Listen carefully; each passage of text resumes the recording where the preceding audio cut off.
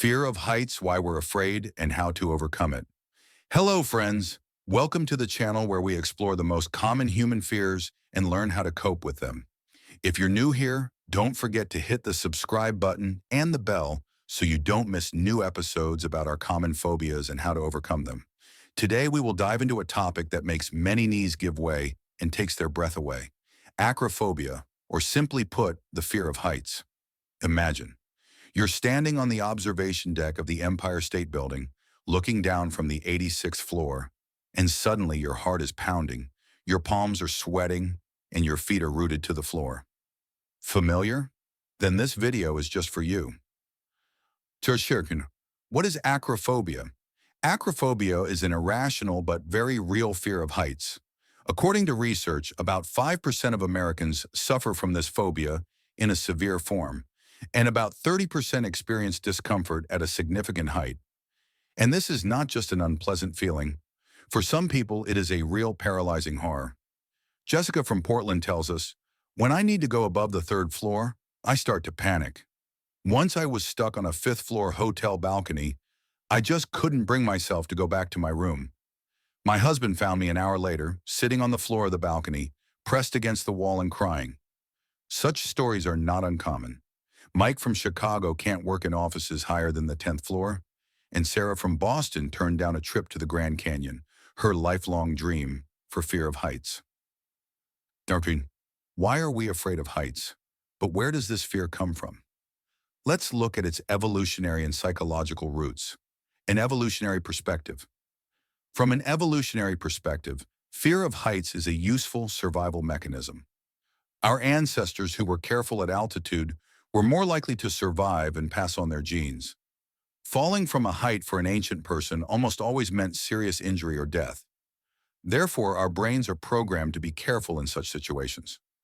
Dr. Alex Martinez, a neuroscientist at Stanford University, explains, "Fear of heights is a basic defense mechanism. When you are at a high altitude, your brain activates the amygdala, the fear center, which triggers a cascade of reactions. Adrenaline rush, increased heart rate, increased sweating. All of this prepares you for the fight or flight response."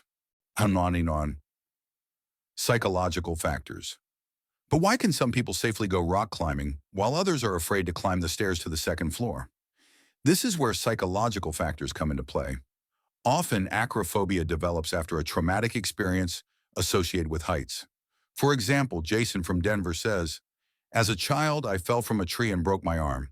Since then, even standing on a chair is a challenge for me." However, many people with acrophobia cannot recall a specific traumatic event. In such cases, fear can result from 1. Observations of others. A child who sees a parent's fear of heights may adopt this fear. 2. Information impact. Stories of accidents related to falling can create fear. 3.5. Innate predisposition. Some studies show that the tendency to certain phobias can be transmitted genetically. Yarnasharkar, fun fact, visual perception and vertigo. Interestingly, the fear of heights is often associated with visual perception.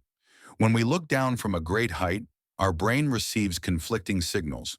The eyes tell us that we are moving, due to the lack of close visual landmarks, and the vestibular apparatus tells us that we are standing still. This discrepancy can cause dizziness and disorientation. To real stories. When the fear of heights changes your life. Colonel Brian's story, Career in Jeopardy. Brian from Seattle worked as a construction worker until he suddenly developed acrophobia after a minor accident on a construction site. "I worked on high-rise buildings for 15 years without any problems. Once a gust of wind almost threw me off the 20th floor. I held on, but something clicked in my head. The next day, I couldn't get any higher than the third floor. I was shaking and couldn't breathe. I had to change my profession at the age of 45. Emily's story. Social isolation. Emily from Miami explains how acrophobia has affected her social life. "My friends like active recreation, hiking in the mountains, parachuting. At first, I just refused such events, but over time, I stopped receiving invitations. Gradually, the social circle narrowed down to those who are willing to spend time only in safe places. I feel like I'm missing out on so many opportunities. David's story, family conflicts. David from Las Vegas shared how his fear of heights caused family disagreements. My wife dreamed of a honeymoon trip to Paris with a mandatory visit to the Eiffel Tower. I agreed, thinking that I would overcome my fear for her sake. But when we arrived, I just couldn't get up. She went alone, and our honeymoon was ruined. It's still a painful topic in our family. Symptoms of acrophobia. How to detect the problem. How do you know that you have acrophobia and not just a natural caution at height? Here are the main symptoms. 1. Physical reactions, rapid heartbeat, sweating, trembling, dizziness, nausea, difficulty breathing.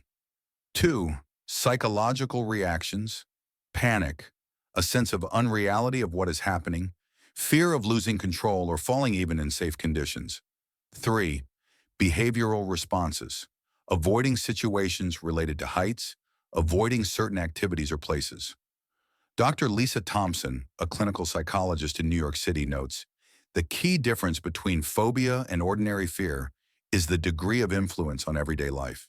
If you change routes, give up opportunities, or experience severe distress due to a potential collision with heights, this is already a phobia that requires attention. Interesting facts about acrophobia. Fear of heights in culture. Acrophobia has become a central element of many works of culture. The most famous example is the Alfred Hitchcock film Vertigo, where the main character suffers from acrophobia after a traumatic accident. Celebrities with acrophobia. Many famous people openly talk about their fear of heights. Woody Allen admitted that he was afraid of heights greater than the second floor. Sheryl Crow talked about her plane panics. Tom Cruise, known for his stunts in the Mission Impossible movies, is rumored to have overcome severe acrophobia for his career. Amazing stats. About 2 to 5% of the population suffers from severe acrophobia. Women are twice as likely to suffer from this phobia as men. Studies show that infants are not afraid of heights until they start crawling, which supports the theory that this fear is acquired. How to overcome the fear of heights. Practical methods. The good news is that acrophobia responds well to treatment. Here are the most effective methods. 1. Cognitive behavioral therapy, CBT. CBT is considered the gold standard in the treatment of phobias. This method helps to change negative thoughts and behavioral patterns associated with the fear of heights. Dr. Michael Jenkins, a Boston-based psychotherapist, explains, as part of CBT, we teach patients to recognize irrational thoughts such as, I will definitely fall if I go to the edge, and replace them with more realistic ones. The fence is reliable. People are standing here all the time. I am safe. 2. Exposure therapy. This method involves a gradual and controlled encounter with the object of fear. For acrophobia, it might look like this. 1. Start by viewing photos of tall buildings or mountains. 2. Go to videos taken at altitude 3. Gradually climb to higher and higher heights in real life. John from Austin shares, the therapist and I started by just standing on a chair for 5 minutes. A month later, I was able to go up to the second floor of the mall and look down.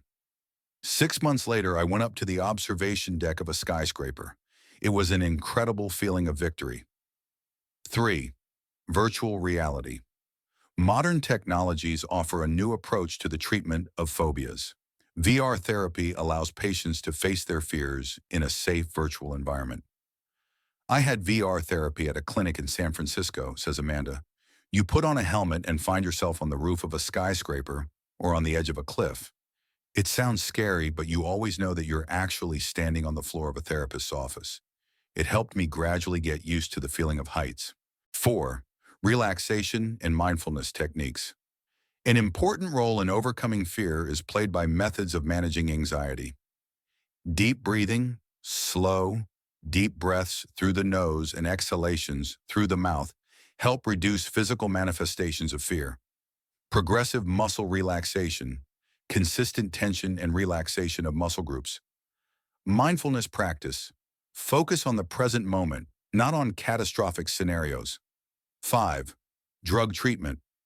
In some cases, doctors may recommend the following medications: beta blockers to reduce physical symptoms of anxiety, antidepressants for concomitant anxiety disorders, short-term use of anxiolytics in particularly difficult situations.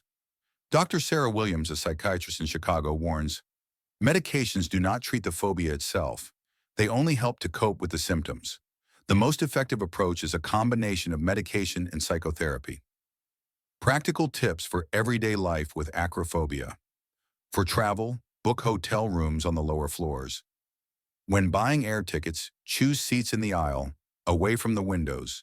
Explore attractions in advance so you know where problems may occur and get ready to work with. If possible, choose a workplace on the lower floors. Keep the blinds closed if your office is high up.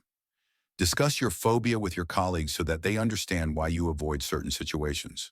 For everyday life, practice gradually. Start by climbing one floor up the stairs, then increase the height. Always have a plan of action in case of a panic.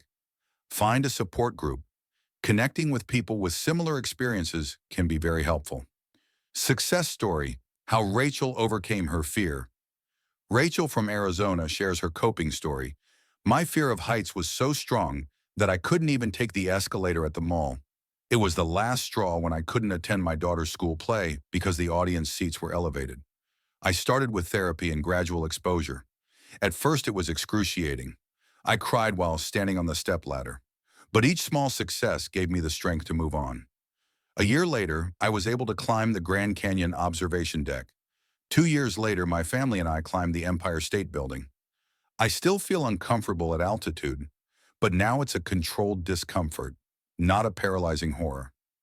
The most important thing I've learned is that phobia doesn't define me.